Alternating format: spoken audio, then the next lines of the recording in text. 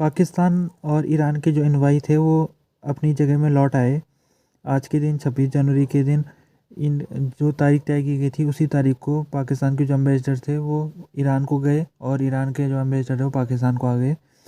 अभी कुछ दिनों से जो तनाव की स्थिति दोनों देशों में बनी हुई थी, जिसकी शुरुआत ईरान ने की थी। ईरान ने पाकिस्तान के बलूचिस्तान राज्य में स्ट्राइक किया था बिना पाकिस्तान की परमिशन से। उस अटैक के होने के बाद पाकिस्तान ने अपने एम्बेसडर को वापस बुला दिया था। तब से लेकर अभी तक उनके एम्बेसडर पाकिस्तान में ही थे। तो पाकिस्तान कुछ दिनों पहले दोनों देशों के जो फॉरेन मिनिस्टरों की आपस में बातचीत हुई थी, उसमें तय हुआ था कि जो सिचुएशन है उसको अब नॉर्मलाइज कर देना चाहिए, तनाव को ख़त्म कर देना चाहिए। तब जाके फ़ोन कॉल में ये तय हुआ कि सबसे पहले जो हमको स्टेप ये लेना चाहिए कि जो एम्बेसडर हैं उनको उनकी जगह में भेज देना चाहिए। तो आज के दिन में एम्बेसडर पहुंच चुके।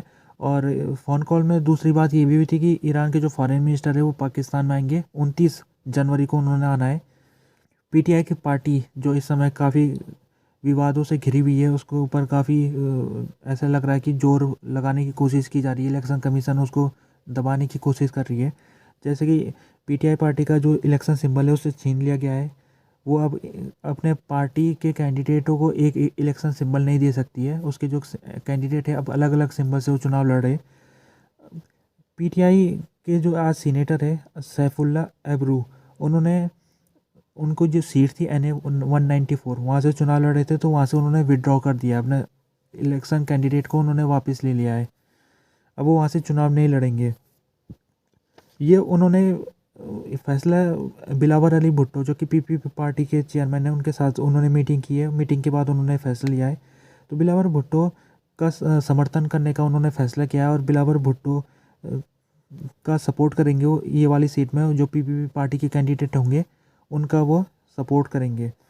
तो बिलावर भुट्टो ने थैंक यू किया है एब्रू को, उन्होंने थैंक्स किया है। और साथ में उन्होंने दूसरे जो पीटीआई वर्कर्स हैं उनसे भी उन्होंने कहा है कि जो पीटीआई वर्कर्स है वो मेरे को सपोर्ट दे दे, क्योंकि उनका कहना है कि पीटीआई का जीतने का कोई चांस है नहीं। तो पीटीआई कम से कम मेरे को जिता दे, क्योंकि पीएमएलएन बड़ा दुश्मन पीएमएलएन है। पीटीआई का भी दुश्मन पीएमएलएन है और हमारा दुश्मन भी पीएमएलएन है। तो हम आपस में मिलके पीएमएलएन को हरा देंगे, उनका कहना ये है। बिलावर भुट्टो जो रैली निकाले आजकल उसमें भी वो बार बार यही करे कि पीटीआई का जीतने का कोई चांस नहीं है। तो वो किसी भी तरीके से जो पीटीआई पार्टी का जो सपोर्ट बेस है उसको अपनी तरफ खींचने की कोशिश बिलावर भुट्टो कर रहे हैं। तो बिलावर भुट्टो को एक बड़ी जीत आज के दिन मिली है जब एक पीटीआई कैंडिडेट ने अपना नॉमिनेशन को वापस ले लिया है। तो पीटीआई ने एब्रू जिन्होंने नॉमिनेशन वापस लिया है उनसे उन पीटीआई पार्टी ने उनके खिलाफ शो कॉज नोटिस जारी कर दिया है और उनसे पूछा है कि आपने ये जो पीटीआई की तरफ से जब आपको सीट मिल गई थी चुनाव लड़ने के लिए तो आपने क्यों इसको विदड्रॉ कर दिया इसको। तो ये शो कॉज नोटिस उनको जारी किया गया है। पीटीआई पार्टी ने कहा है कि उसकी वेबसाइट को ब्लॉक कर दिया गया है पाकिस्तान में। पीटीआई के जैसे कैंडिडेट सब इंडिपेंडेंट चुनाव लड़ रहे तो लोगों में जागरूकता पैदा करने के लिए कि कौन सी सीट में कौन सा पीटीआई का कैंडिडेट है, उसके लिए पीटीआई ने वेबसाइट निकाली थी जिस वेबसाइट का नाम है इंसाफ.pk। एक वेबसाइट है, ये मेन वेबसाइट है, और दूसरी बैकअप वेबसाइट भी है जिसका नाम है पीटीआई कैंडिडेट। ये दो वेबसाइट पीटीआई ने निकाली किया और इसमें कोई भी व्यक्ति जाएगा तो सर्च करेगा, अपनी कॉन्स्टिट्यूंसी का नाम सर्च करेगा तो उसका जो पीटीआई का कैंडिडेट उस कॉन्स्टिट्यूंसी का होगा उसका नाम सामने आ जाएगा। तो इसके तहत पीटीआई चाहती है कि जो उसके कैंडिडेट है उसके बारे में जनता को पता लग जाए कि कौन सा कैंडिडेट पीटीआई से जुड़ा हुआ है। लेकिन आज के दिन खबर ये आई है कि ये जो वेबसाइट है ये एक्सेसिबल नहीं हो पा रही है, लोग इसमें सर्च नहीं कर पा रहे, काम नहीं कर पा रही है वेबसाइट। और यानी कि इसको ब्लॉक कर दिया गया है इस वेबसाइट को। अगर कोई वीपीएन का इस्तेमाल करेगा तभी जाके वेबसाइट को वो इसमें एक्सेस कर सकता है इस वेबसाइट का।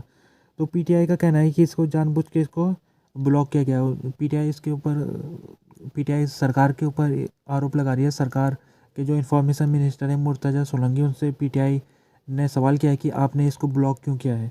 अभी कल के दिन एक खबर आई थी जिसमें पीटीआई की जो वेबसाइट थी pticandidates.com, इसके नाम से एक फ़ेक वेबसाइट भी बनाई गई थी जिसका नाम pticandidate.com रखा गया था।